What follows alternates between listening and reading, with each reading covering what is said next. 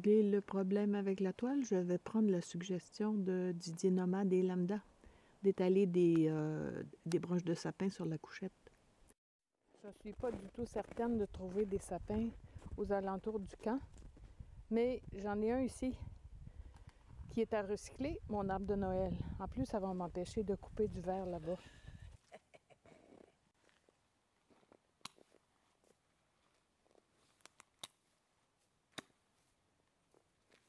J'ai pas besoin du tronc. Ça va prendre moins de place. Ça va surtout faire moins d'aiguilles dans mon auto. Dans le sac Ikea, comme ça, j'aurais même pas besoin de le porter. Ça glisse très bien sur la neige.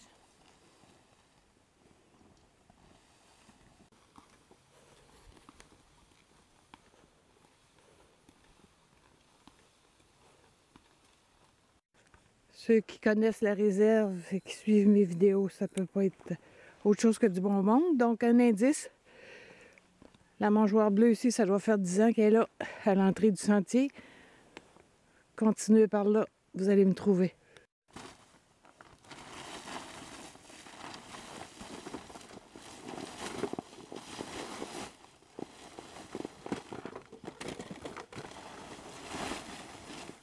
Ah, il n'y a rien qui a collé. Mais on n'a pas eu ni verglas ni redoux. Ça aurait été décourageant que ça colle. C'est beau.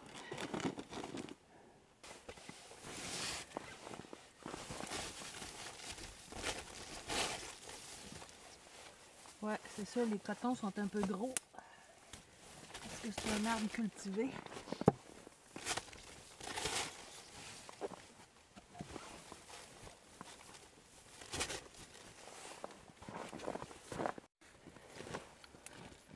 Je pense bien que j'en ai assez pour protéger tout le lit.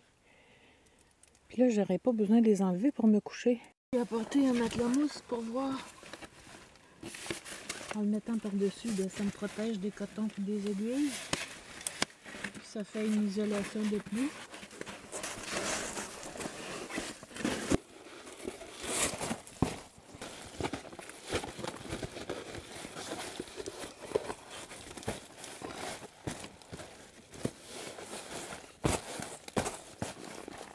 Qu'est-ce qu'on peut demander de plus?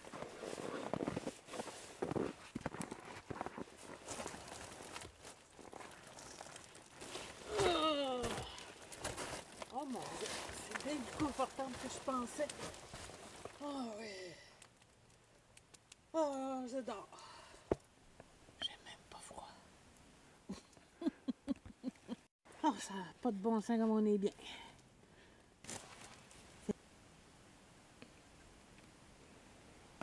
À l'horaire aujourd'hui, trouver une autre façon d'installer la table pour quand on veut être deux à s'asseoir sur la couchette.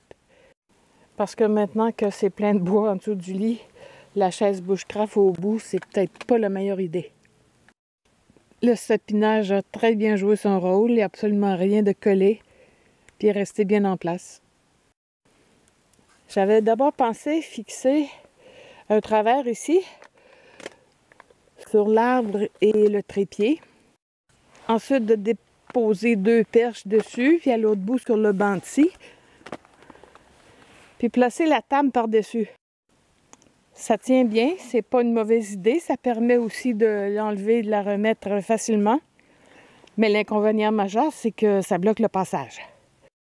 Deuxième solution, je pourrais fabriquer un support à 4 pattes sur lequel déposer la table. Je ne veux pas que ça soit fixe parce que je veux garder la possibilité de la mettre sur la couchette.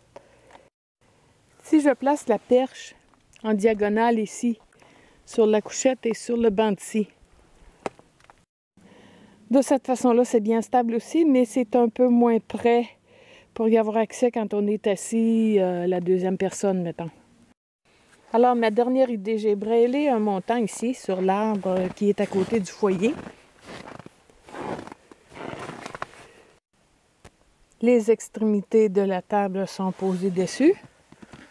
Plus haut, j'ai passé une corde qui vient soutenir les 2 autres extrémités avec une boucle. Donc la table est en place. C'est solide. On y a accès assise au bout ou au milieu. Ça ne bloque pas le passage et ça permet facilement de déposer des choses dessus. Et c'est un jeu d'enfant de l'enlever. J'enlève les boucles. Là, je vais laisser la corde en place. Là, je peux ranger la table où je veux ou la déposer sur la couchette. Il ne reste plus qu'à déplacer le crochet pour le sac à dos. Je l'ai placé sur le montant du lit. Puis comme il neige, ben, c'est pas plus mal, il va être à l'abri.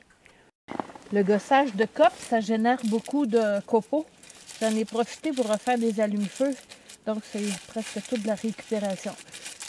Ça, c'est des papiers que j'avais achetés pour la récolte de champignons. Mais ça se vend en paquet de 1000, alors ça en fait vraiment beaucoup. Et puis ça protège de l'humidité, puis en même temps, ben, ça fait un combustible de plus. J'ai mis un tampon démaquillant dont je me sers absolument jamais. Je les avais achetés pour faire des allumes-feu avec de la cire, mais je trouve que l'écorce de bouleau qui est facilement disponible, ça va mieux. Alors, il y a les copeaux de bois, la cire de récupération des vieilles bougies et des papiers de petits gâteaux. C'est tellement facile à allumer avec un fire steel, les tampons démaquillants, que pour l'hiver, c'est vraiment ce qu'il y a de mieux.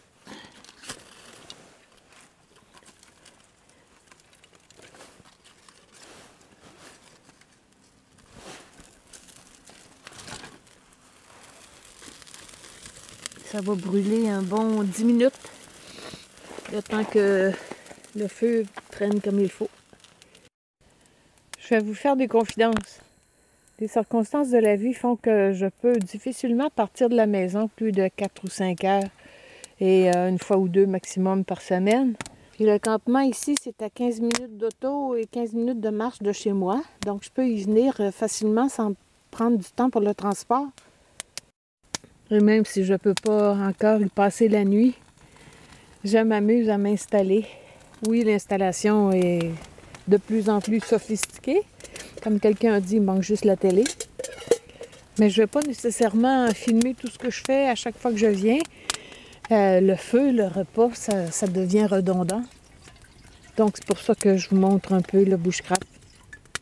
Et avec les petits bouts que je fais à chaque fois, ben, j'essaie de faire une vidéo qui devient un petit peu intéressante.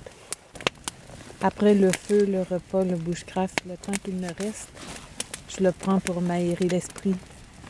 Apprendre à jouer de ma flûte amérindienne, observer la forêt. Ça aussi, c'est important, ne rien faire. Mais ça fait pas des vidéos très intéressantes. Tout ça pour dire, saisissez toutes les occasions qui se présentent pour aller en nature. On ne sait jamais ce que la vie nous réserve.